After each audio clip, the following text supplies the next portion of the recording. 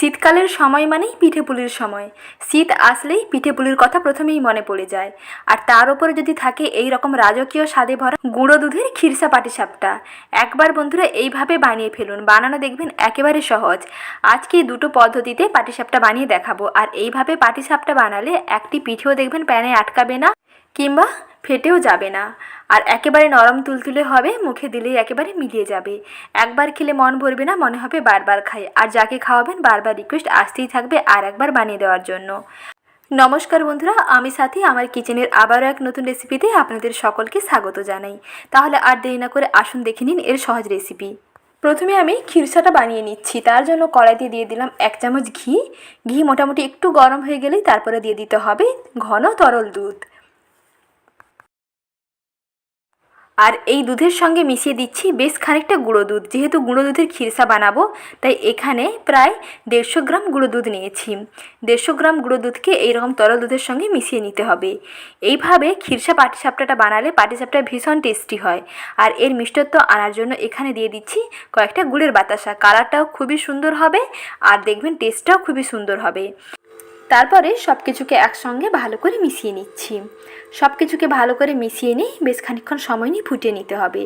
কিছুক্ষণ এইরকম ফুটতে ফুটতে দেখবেন দুধ খুব তাড়াতাড়ি ঘন হয়ে আসবে। যেহেতু গুঁড়ো দুধ দেওয়া আছে, দুধ খুব তাড়াতাড়ি ঘন হয়ে আসবে। আর বারবার আপনাদেরকে এইরকম খুন্তিটা দিয়ে নেড়ে থাকতে হবে, ওপর নিচে করে নেড়ে থাকতে হবে, নাহলে কিন্তু নিচে লেগে যেতে পারে।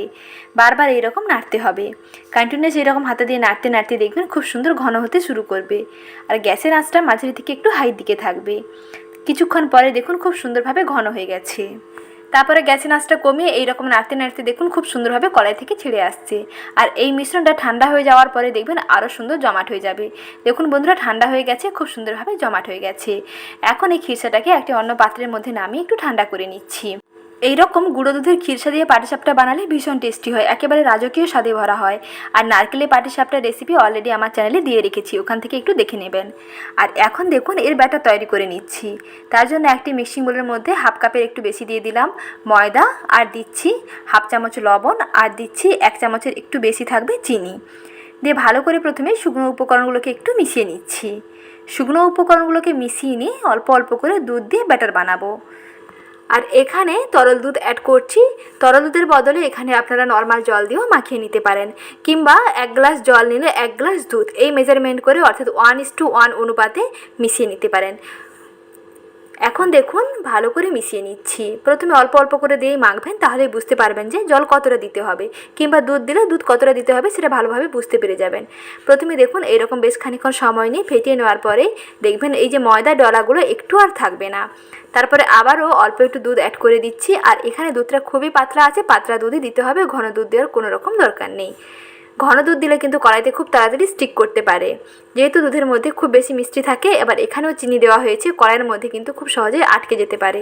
তার জন্য এখানে একটু জল এবং দুধ মিশিয়ে 1:1 অনুপাতে মিশিয়ে তারপরে দেবেন, দেখবেন ব্যাটার একেবারে ঠিকঠাক হবে। এখন দেখুন ব্যাটার খুবই পাতলা হয়েছে, এই রকম পাতলা করে ব্যাটারটা বানাতে হবে। এর থেকে কিন্তু ঘন করবেন না, তাহলে পিঠেগুলো একেবারে মোটা মোটা হয়ে যাবে আর কড়াইতে দেওয়ার পরে সঙ্গে সঙ্গে আটকে যাবে। এই গোল শেপের রুটিটা বানাতেই পারবেন না, তার জন্য এরকম পাতলা করে ব্যাটার বানাতে হবে। এখন পিঠেগুলোকে বানিয়ে নেব।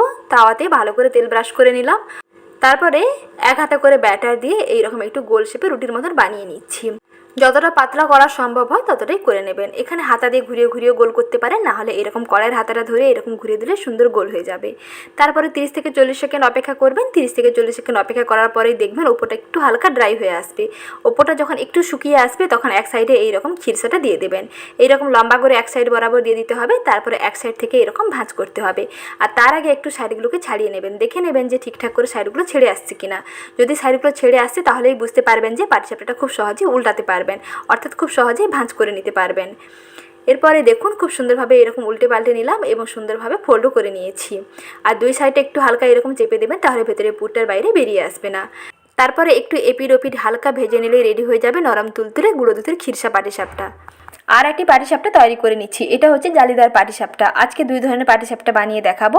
যেটা পছন্দ হয় সেই মতন পাটিসাপটাটা আপনারা বাড়িতে তৈরি করে ফেলতে পারেন। প্রথমেই দেখলাম গ্যাসের আঁচ কমিয়ে ব্যাটার দিয়েছি, তার জন্য মসৃণ গায়ের পাটিসাপটা হয়েছে। এখন গ্যাসের আঁচটা একটু হাইতে রেখেছি। গ্যাসের আঁচ হাই করে এইরকম ব্যাটার দিলে দেখবেন গাটা একেবারে জালিদার হবে। অর্থাৎ পাটিসাপটার গাটা এরকম জালিদার বানাতে চাইলে গ্যাসের আঁচটা একটু বাড়িয়ে রাখবেন। গ্যাসের আঁচটা বাড়িয়ে যখন ব্যাটার দেবেন তারপরে দেখবেন এইরকম ভাঁজ করে নিলেই রেডি হয়ে যাবে জালিদার পাটিসাপটা। আর এটাও খেতে কিন্তু খুবই সুন্দর লাগে। অনেকেই মসৃণ গায়ের পাটিসাপটা পছন্দ করে, আবার অনেকেই এরকম জালিদার পাটিসাপটা পছন্দ করে। তাই সহজভাবে দুইটি পদ্ধতি দেখিয়ে দিলাম, যেটা পছন্দ হয় সেই মতন বানিয়ে ফেলবেন। এখন দেখুন এক এক করে পাটিসাপটাগুলো রেডি করে নিয়েছি। একটি প্লেটে আমি সার্ভ করে নিয়েছি। পাটিসাপটাগুলো খুবই নরম তুলতুলে এবং দেখুন খুব সুন্দর জালিদার হয়েছে। শীতকালের পিঠে পুলির মধ্যে আর একটি অন্যতম এবং খুবই টেস্টি একটি পিঠে হচ্ছে পাটিসাপটা পিঠা। কম বেশি সবাই পছন্দ করে থাকে। আর তার উপর যদি হয় এইরকম রাজকীয় স্বাদে ভরা গুঁড়ো দুধের পাটিসাপটা, তাহলে কোনো কথাই হবে না। সবাই একটি খেলে দেখবেন আর একটি খেতে চাইবে এবং আপনার কাছে রেসিপি জানতে চাইবে যে কেমনভাবে বানিয়েছেন।